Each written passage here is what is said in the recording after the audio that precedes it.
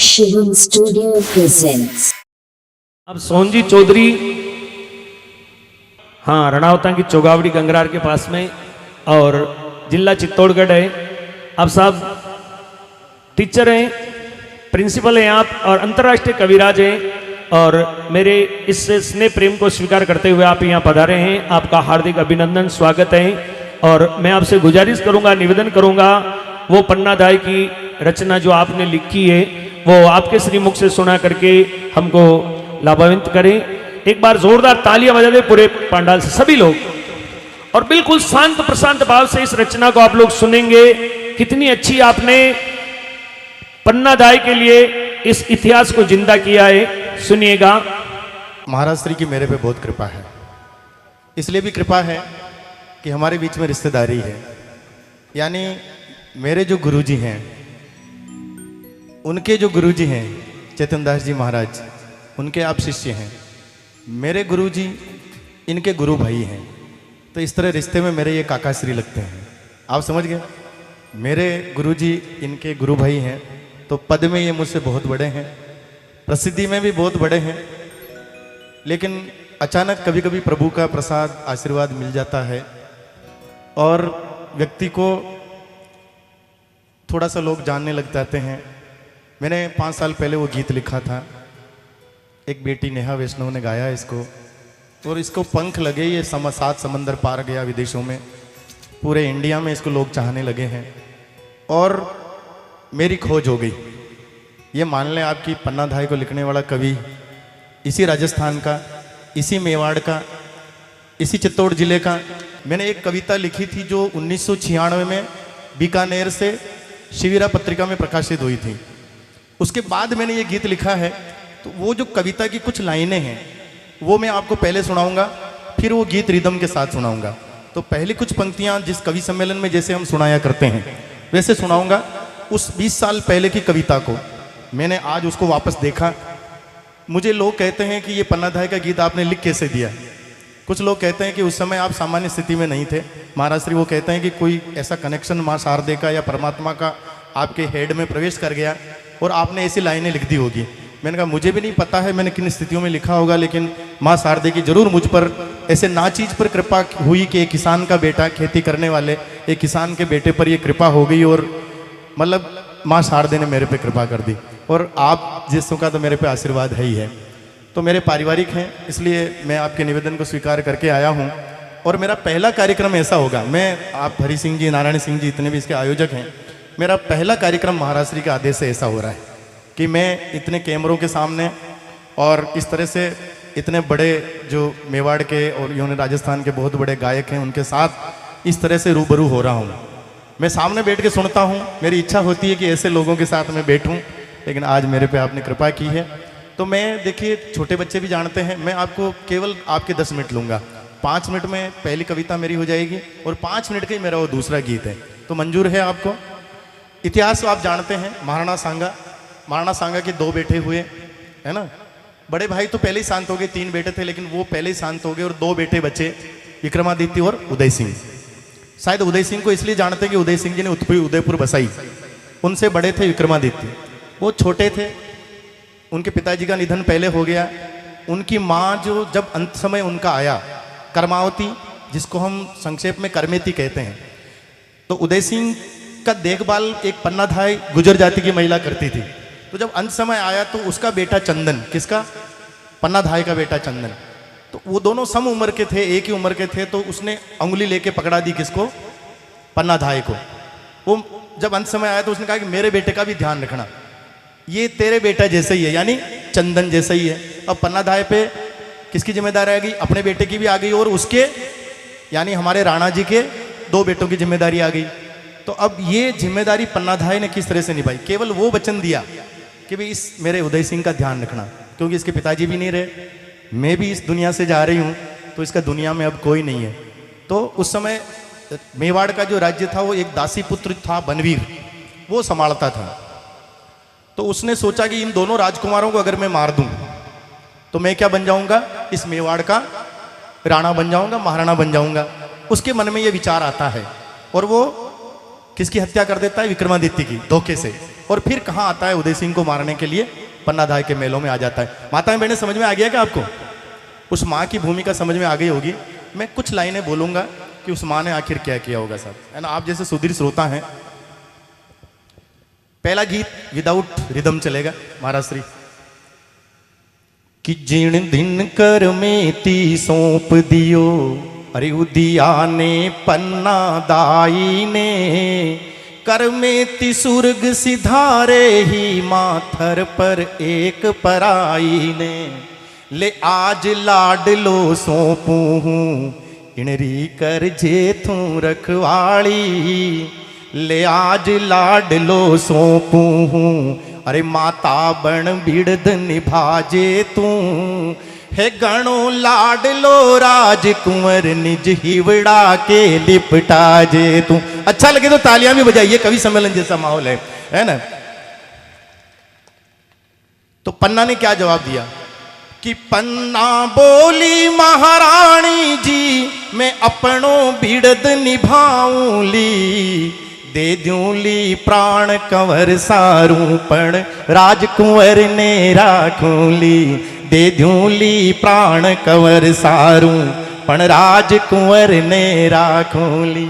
अरे मायड़ली निजर उतारे ही चंदन उदिया की लख जोड़ी, दोनों बहुत सुंदर लग रहे थे उस समय।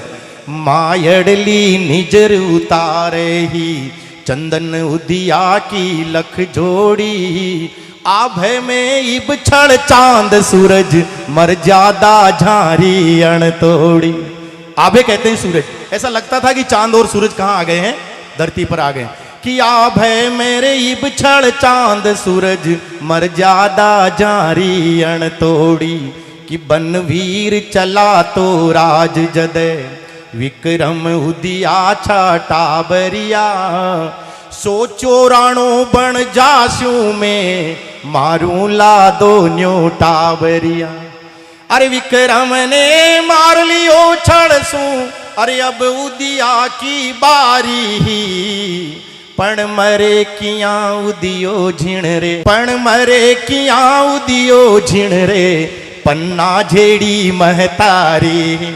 मैंने उसको धाय मानी का, वो एक माँ का रोल कर रही थी। पण मरे किया उदियो झिण रे, पन्ना झेड़ी महतारी। पन्ना ने क्या कहा, आ तो नी होवण द्यूली में मेवाड़ी सूरज आ थम जावे, मैं दियो वचन कर में तीने नियाच वचन पे आ पावे। या सोच बुलायो चंदन ने, चंदन उसका बेटा था और उसको कहाँ लेटाती है, उदय सिंह के पलंग पर, ताकि बनवीर को धोखा हो जाए और उदय सिंह के बजाय वो किसको मार दे, उसके बेटे को। दुनिया में इतिहास में ऐसी माँ आज तक नहीं हुई साहब, आज तक दुनिया के इतिहास में ऐसी माँ नहीं हुई हो कि राजा के बेटे को बचाने के लिए अपने बेटे को सुला दिया हो। कितनी बड़ी बात हुई पन्नाधाय की, है ना साहब। तो क्या हुआ कि बनवीर चला तो राज जदे विक्रम उदिया छाटा बरिया, सोचो राणो बन जास्यू में मारू ला दो न्योटा बरिया। अरे विक्रम ने मार लियो छड़सू, अरे अब उदिया की बारी ही, पण मरे किया उदियो झिण रे, पन्ना जेड़ी महतारी ही। आ तो निहोवण द्यूली में मेवाड़ी सूरज आ थम जावे, मैं दियो बचन कर में तीने नियाच वचन पे आ पावे। या सोच बुलायो चंदन ने ठम ठम कर तो झट आ पूग्यो, भोड़ो सो मुखड़ो झद देखियो, जामण रोहियो सजड़ हो गयो। निज गोदी माए लिया पन्ना, मरने से पहले उसके लाड कर रही है ना। कितनी विचित्र स्थिति रही होगी साहब, है ना। क्या विचित्र स्थिति होगी कि गोदी है, हाँ, निज गोदी माए लिया पन्ना, टाबर का लाड लडावे ही, पण मोत शीश पर नाचे ही, जाने के अंक भिड़ावे ही। मतलब क्या से क्या होने वाला था उस बच्चे को पता ही नहीं साहब। उस बच्चे को नहीं पता था कि मुझे मरने के लिए मां सुला रही है साहब, है ना। उस बेटे के लिए लिखा मैंने। चंदन के लिए लोगों ने बहुत कम लिखा साहब। मैंने मेवाड़ के उन किरदारों को जागृत करने का प्रयास किया जिनका रोल बहुत ज़्यादा था, लेकिन वो छोटे कद के थे, काम छोटा था, लेकिन वो इतना बड़ा काम कर गए कि मेवाड़ के इतिहास में उनका नाम जरूर होना चाहिए साहब। क्या पन्ना धाय का काम कमजोर था क्या? तो क्या उसका किरदार पूरे इतिहास के सामने नहीं जाना चाहिए था? शायद ये मेरे मन में विचार आया और ये किरदार पूरा पन्ना धाय का मेवाड़ नहीं, राजस्थान नहीं, भारत नहीं और 7 समंदर पार जा चुका है, जिसकी कई लोग शूटिंग करना चाहते हैं। उस पन्ना धाय के लिए एक बार जोरदार तालियां बजा दें। तो फिर क्या होता है, मैंने उस बेटे के लिए लिखा। क्या लिखा कि उदियारे पलंगा पर सूतो चंदन मां सामी नाले हो, अरे अण समझी और अण तोली निजरिया मायड़ पर राले हो। राजकुमार का बिस्तर था साहब कि उदियार के नरम पत्थरणा पे झट आगी बेरण नींदड़ली, अनजान निपटवा मोत अंधारी लासी बेरण नींदड़ली। चंदन बहुत छोटा था लेकिन क्या काम कर रहा था, ऐसा लगता था कि वो एक सैनिक था और घोड़ा लेके अपने मेवाड़ की रक्षा कर रहा हो। आप शायद समझ पा रहे होंगे कि बिन घोड़ा बिन किरपाण पूत मेवाड़ी सीम रुखाड़े हो, वो एक माटी रो दीवटड़ो सूरज की मोता टाड़े हो। जहां कहीं आपको समझ में आ जाए किरदार तो जो तालियां बजाए, है ना। और पन्ना क्या कर रही थी कि लोरी की ठोड़ा मायड़ली वा गीत मरण रागावे ही, अरे लोरी री ठोड़ा मायड़ली वा गीत मरण रागावे ही। ऐसी माँ कोई नहीं हुई साहब जो मरने के गीत गाती हो। फिर दृश्य बदलता है साहब। दृश्य कैसा बदलता है, बनवीर आ जाता है, विक्रमादित्य की हत्या उसने कर दी, वही तलवार लेके उदय सिंह के महलों तक आता है और पन्ना को कहता है कि उदय सिंह कहाँ है। अगर पन्ना ये कह दे कि उदय सिंह यहां नहीं है तो भी सारे मारे जाते। पन्ना ये कह दे कि यहां चंदन सोया है तब भी सारे मारे जाते। तो पन्ना धाय ने अपने मुंह से कुछ नहीं कहा, लेकिन उसकी आंखें बार बार उस उदय सिंह के पलंग पर सोए हुए अपने बेटे चंदन की तरफ देख रही थी और बनवीर ने यह समझा कि यही उदय सिंह सोया है, तो उसने वही तलवार निकाली और चंदन पर चला दी। लेकिन उस मां के आंखों में साहब आंसू उस दिन नहीं आए, क्योंकि आंसू उसी समय आ जाते तो सारा भेद खुल जाता। भेद खुल जाता तो उदय सिंह नहीं बचते, उदय सिंह नहीं बचते तो महाराणा प्रताप नहीं होते, क्योंकि उदय सिंह के बेटे कौन हुए, महाराणा प्रताप। उस मां ने अपने कलेजे को कैसे रोका होगा साहब, है ना। कि खूना रंगियोड़ी तेग हाथ बनवीर खड़ियो जमराज जठे, राणो बण बाकी अभिलाषा पूछण लाग्यो युवराज कठे। बस होठ फरर फर फड़ के हा नी बोल होठ बाहर आया, हिवड़ो बोलियो मोतड़ली रे आगी सो जा रे जाया। अरे हिवड़ो बोलियो मोतड़ली रे आगी सो जा रे जाया। करुणा रे समदा डूब्योड़ी आखड़लिया सेण बतावे ही, अरे छिन माही तलवार पड़ी जा पूत बिछोवा लावे ही। अरे आड़ावल डगमग डोले हो, अरे आड़ावल डगमग डोले हो, चित्तौड़ दुर्ग चित्कार करी, पण बचा लियो मैं उदिया ने पड़ता लोही हूं कार भरी। पण बचा लियो मैं उदिया ने पड़ता लोही हूं कार भरी। लोग भले ही उसको पन्ना धाय कहते हो साहब, लेकिन मेरा कवि मन क्या कहता है इसका आप सोचना कि मैंने किस परिदृश्य में ये गीत लिखा साहब। मैंने लिखा कि री पन्ना पन्ना धाय नहीं, तू पन्ना धाय नहीं है। धाय का मतलब कहते हैं पालन पोषण करने वाली, सगी मां नहीं, जो किसी बच्चे की परवरिश करती है, उसको बड़ा करती है, उसका पालन पोषण करती है, उसको दाई मां कहते हैं। तो मैंने कहा तो धाई मां नहीं हो सकती है, तेने तो असली ओरिजिनल मां का रोल अदा किया है उदय सिंह के लिए, इसमें कोई मेरी गुस्ताखी नहीं है साहब।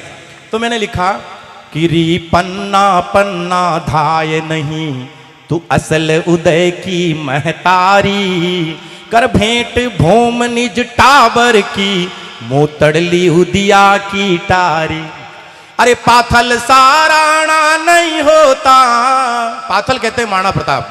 क्या महाराणा प्रताप होते कि पाथल सा राणा नहीं होता, थारे बिन पन्ना इन जग में, आजादी खातिर निकलो हर आड़ावल भाटो जिण पग में, इतिहास करे 100 बार नमन।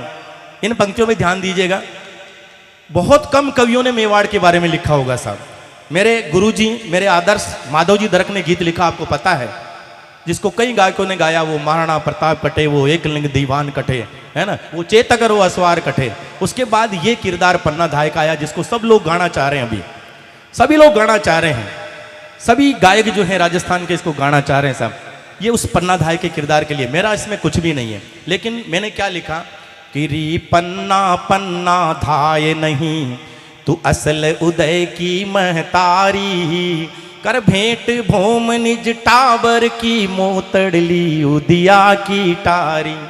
अरे पाथल सा राणा नहीं होता, थारे बिन पन्ना इन जग में, आजादी खातिर निकलो हर आड़ावल भाटो जिण पग में, इतिहास करे 100 बार नमन, इण रगत रंग्योड़ी माटी ने, सोनारा आखर सो मांडी, पाथल जिण हल्दी घाटी ने।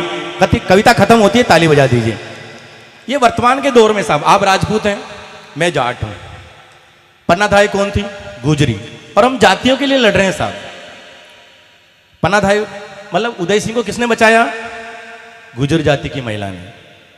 उदय सिंह जी कौन थे? कौन थे? राजपूत। और पन्ना धाय का गीत लिखने वाला कौन? एक जाट कवि। वो शायद चैनल वाले दूसरे किसी और जाति से होंगे। तो हमारी जातियां तो पहले भी ऐसा कोई हमारे बीच में कोई वैमनस्य नहीं था, ये तो लोगों ने राजनीति के कारण फैला दिया। तो मैं चाहूंगा कि जातियों की एकता बनी रहे, इसके लिए भी जोरदार तालियां बजाएं।